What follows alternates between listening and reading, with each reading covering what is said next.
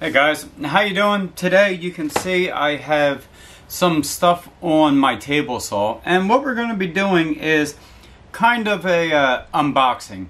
I already unboxed this on my live stream, but we're actually going to go through it and do a proper unboxing for a video for anybody who is in the market for what I have over here.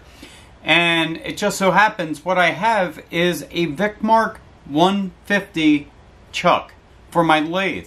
So guys, if you're looking for a new chuck, this is the video for you. Stick around, we'll show you what we got. Alright guys, so I actually have these two small white boxes. I have a bag, and then I have a bigger, heavier box.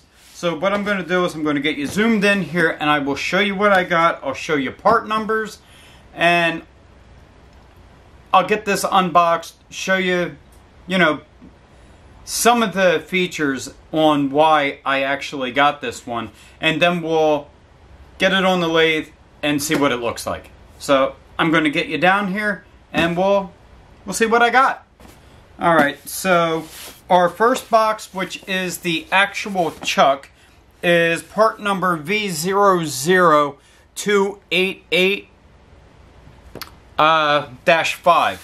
Now mind you, the part numbers will change a little bit, but this is the actual chuck portion. It had no jaws when I ordered it, and it is, like I said, a VM150, and it's made by Vicmarc.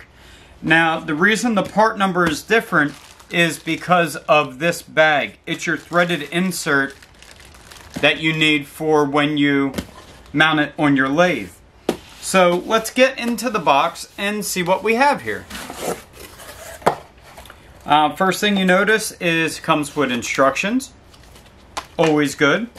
It comes with a Allen key T-bar, which is for the operation of opening and closing the jaws. Then it also comes with another smaller T-bar that is also an Allen key, and that is used for swapping out the jaws themselves, which my camera don't want to focus for me, but this is, there you go.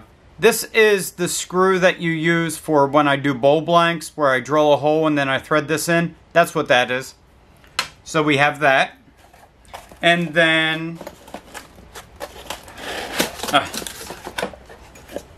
we have this little bar here. I'll show you what that's for a little bit later because we have to look at the insert for that. We're just looking at the chuck presently. And then here we go. We have our chuck. So what I'm going to do is, first off, I don't want it on my cast iron because it is that heavy. I'm going to get you zoomed in a little bit closer so that we can actually see what I'm doing here, so you understand why I got this chuck. Alright, so here you go. You can see how big that chuck is. And now I also want to point out, just for comparison, that's the size of the chuck that I've been using. So you can see there, there's a need for both of these depending on what you're doing. So first things first, obviously it's a bigger chuck. It can hold larger pieces. As you guys see, I've been making larger bowls lately, so this is a little bit more important. So you have this, which basically just goes right in here to be able to take out your screws that your chuck's jaws mount to. And we'll get to mounting them in a second. I'll show you one of the two main reasons I got this. As you can see, the whole back of this chuck is sealed. No way that dirt or dust or debris or anything is going to get in there as compared to this one. The whole back of the scrolling action is open. You guys can see it's filthy in there. I'm never going to have that issue with this. So it's going to stay clean. It comes very well greased from the factory, from what I understand. And a lot smoother. So we'll also look at the next reason is, for starters, it works with a T Allen key, which for me, man, I don't know if you can see how it opens up. You can do it all the way out here with your handle, or you can be, it's so smooth that you can actually spin it by the Allen key itself. One of the things that is great about this is it is a very heavy duty chuck. So I shouldn't have issues with any, you know, oversized work or anything. And that's where these other boxes come into play. So what we'll do is I'll show you. You have these Allen keys, which is where it operates. But then you have this other one that looks a little bit different. So basically what that is it allows me to unlock it and spin this around. And what that does is, I'll show you. If you watch these jaws open, when this rotates, you see how fast them jaws open up? Now, why is that a good asset for me to have? Let's say I'm working on a large bowl. It's kind of heavy, or it's a large bowl blank. What can I do? I can take this as it's sitting in my chuck. Let me zoom you guys out so you can see a little bit better. I can take this as it's sitting in my chuck like this, and I'm trying to get that bowl on there. I can just take it and spin it to use to wrap it open. And if you guys can see, let me try to. It's kind of hard in this direction. But as it spins, I can, as long as the recess that I'm doing is pretty close to the size that I start with, all I have to do is rotate a quarter of a turn, and now my piece is not actually locked in appropriately, but it's to a point to where I can reconfigure my grip. So that was a big one. So you basically unlock it.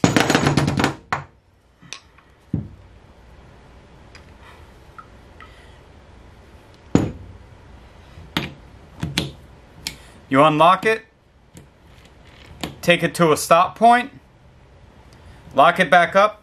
Now this thing won't move. So it locks it in.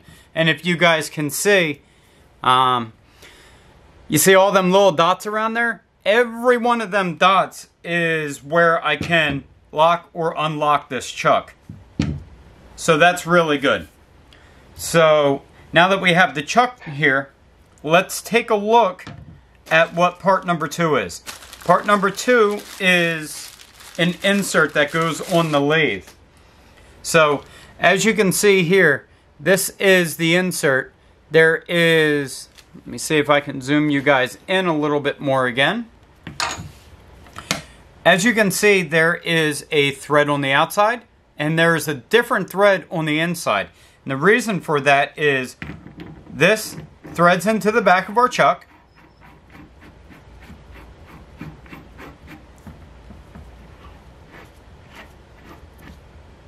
And then that locks down. So we also have a set screw in here to lock this against our chuck to eliminate vibration, to eliminate it turning off if we run it in reverse. And then that's where this comes in. This actually goes in, if you guys can see that hole right there, this goes in here to lock it down or to unlock it off of our lathe. So in this case, I'm going to use it to lock the insert in. And now this is ready to be mounted on the lathe. At least the chuck is. So the next thing that we have, let's set this off to the side. is I have two boxes, and as you can see, they look identical. The reason being is it's two sets of jaws for that chuck. I'm waiting for another set of jaws, but when that comes in, I'll do a review on them separately because that one's a little bit more in-depth. So let's go ahead and get started on this one. This is part number, This is part number V00677. And what this part is, it's actually a large set of jaws. And because Vicmarc is in Australia, guess what? Everything is metric for them. So, let me bring this box over, and we will lay the jaws out on top of this so that you can see them. So, here's the set of jaws that one of the sets of jaws that I got, I should say.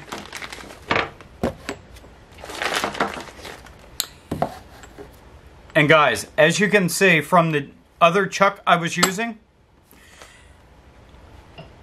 I think you guys can understand just exactly why I got a different chuck, because I can't really get jaws that big for this chuck. I can, but this chuck isn't really designed to do real big heavy work like that.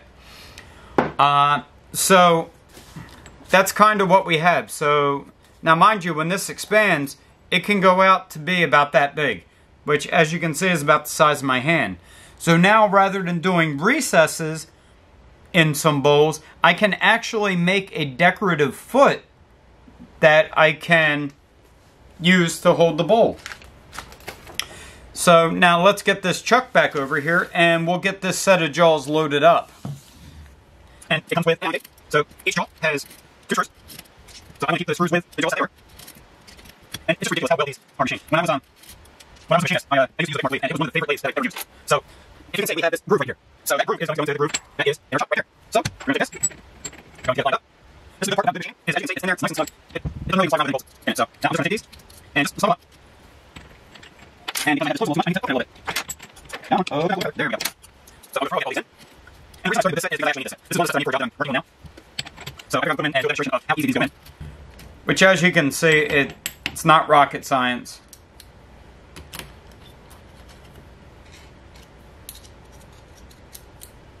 And these are dovetail jaws.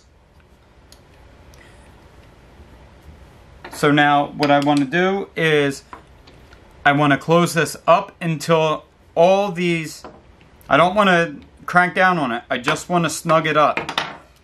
So you can see now how this is kind of like one piece of metal, nice and even.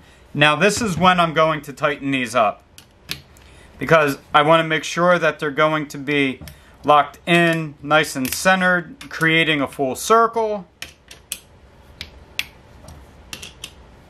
No gaps. Make sure everything is aligned properly. Once again, you don't really have to crank down on these things because they work really well. The machining that they do on these is just awesome. And kind of like you do with a tire, you go back and forth. Alright, so there you go. Okay, so I have the two tools I need. So first things first, want to make sure our lathe is off. I'm going to lock my headstock. Let me put these down, make it my life a lot easier. And then we're going to put this chuck on. So there we go, it's up against the shoulder.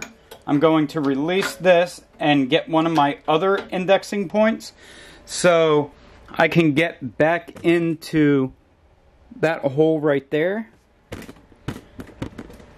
So now I'm just going to take my bar in, put it in, and just give it a little push. So there we go. My chuck's on, mounted, ready to go. Alright, so now that you can see, here it is. And this is the speed that you can do it manually. So what I'm going to do is I am going to unlock this. When you unlock it, I don't know if you guys can see, but you see how that Allen key turns as this moves? So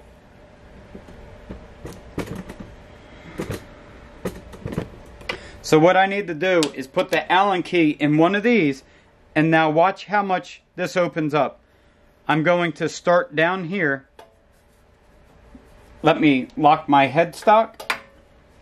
Now here goes one revolution. You see how fast that chuck opens and closes now? That is going to be very beneficial for putting a large workpiece on here, holding it up, and then turn it, and then I have it stable. So in literally just one rotation, it makes a world of difference. So that's kind of what that's designed to do. This whole thing is now locked down. The only thing I got to do to use this is make sure I lock down my set screw that's in the back. But let's see what this sounds like. See if we have any vibration or anything. First thing I want to do is close my jaws, just because there is play in everything. So, can't even hear it. The only thing you can hear is the motor. If I put my other one on, it kind of vibrates around a little bit. So let's see what this sounds like when it's opened up a little bit. Just as quiet. So